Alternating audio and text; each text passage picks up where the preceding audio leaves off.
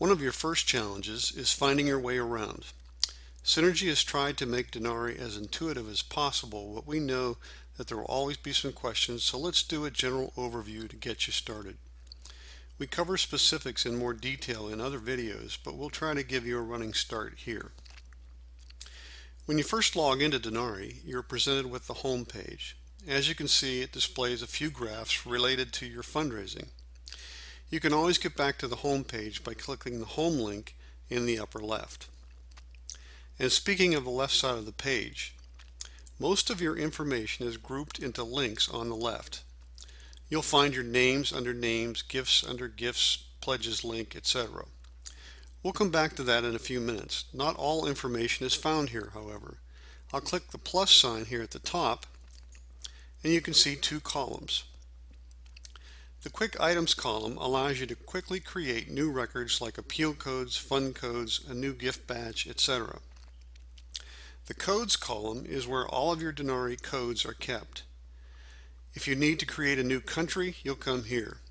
Need to create a new classification? This is where you will find it.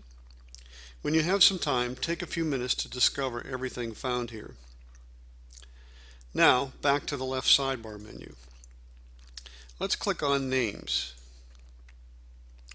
This page is called an overview page, and it gives you some options related to names. All of the links in the left sidebar menu have an overview page like this related to their topic.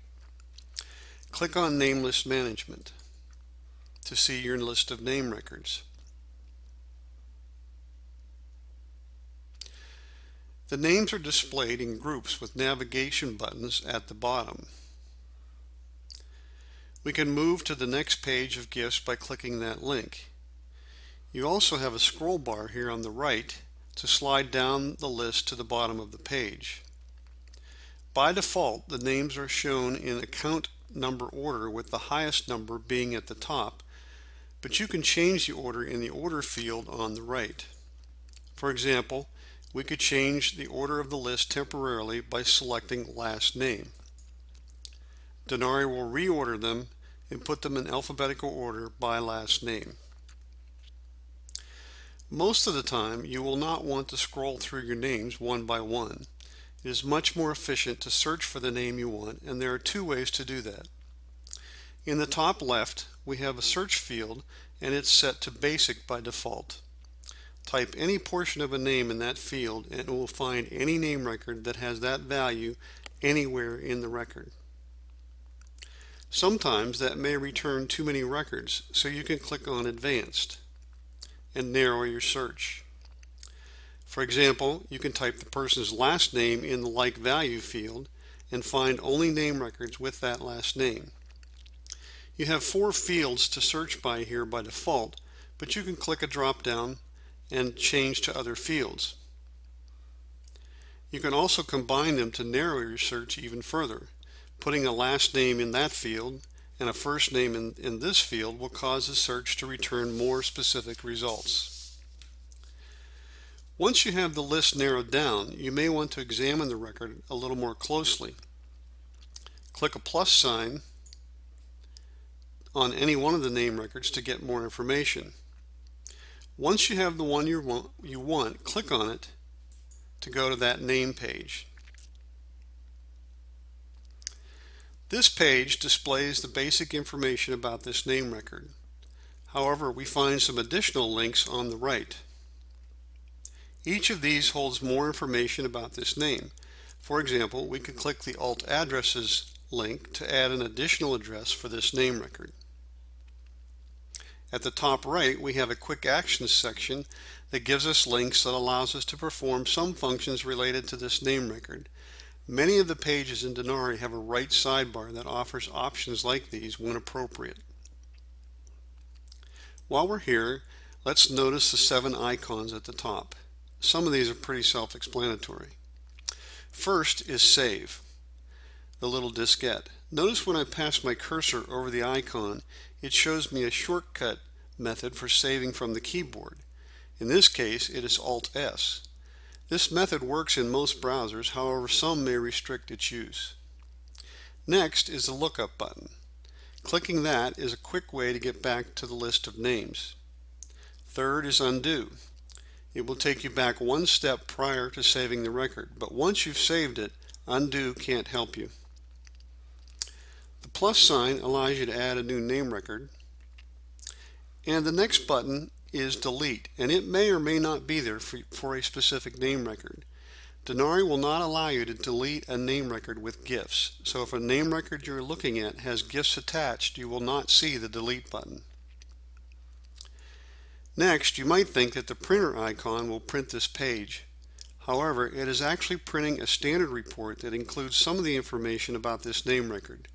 You'll retrieve that report from your inbox, which we'll talk about in a few minutes. And then the last button, the wrench, is the Customize button. This is a big topic that will be covered in its own video. Now, let's go back to the left sidebar.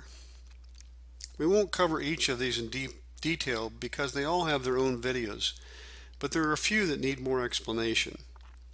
It's also helpful to know that your version of Denari may not have all of the links you see here. For example, if you're not using the missionary module or the network feature, you won't see those when you log in. You will only have what you need. Correspond means correspondence and refers to all types of statements that go out to your donors. So here you see end of year tax statements, pledge statements, thank you receipts, etc. This is where you go to send information to your donors. Reports, on the other hand, refer to information for internal use. Almost all types of reports are grouped here. Clicking the link gives us another list. This list attempts to group Denari reports into logical groupings. Again, we can go into more detail on this in other videos, but it's good to know that almost all of your reports will be found here.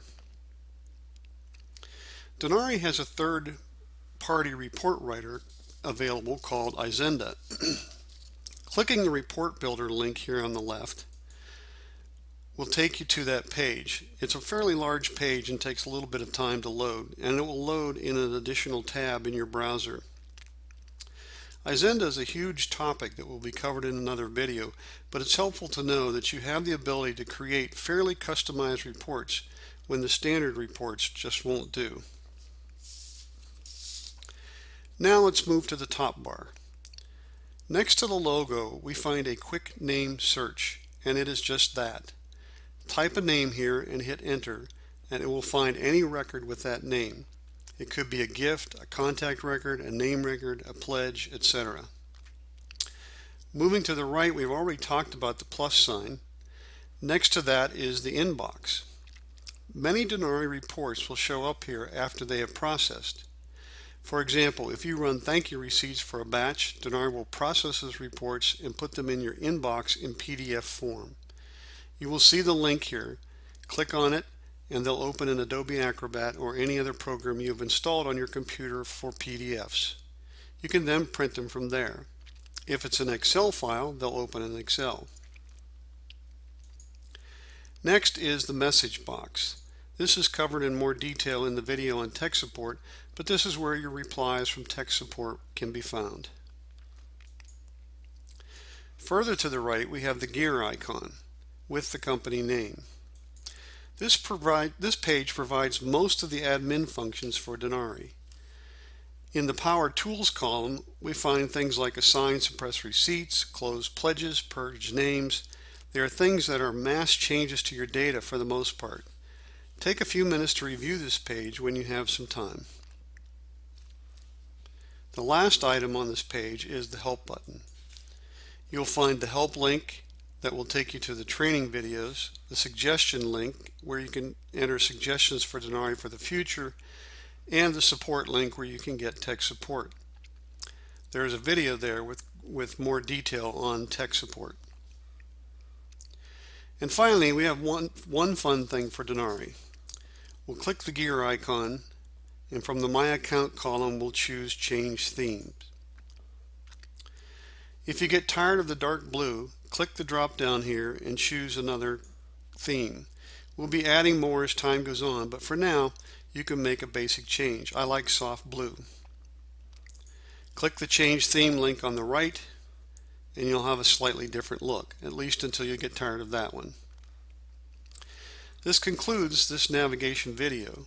If you have any questions, please contact tech support through the support button found under Help in the upper right.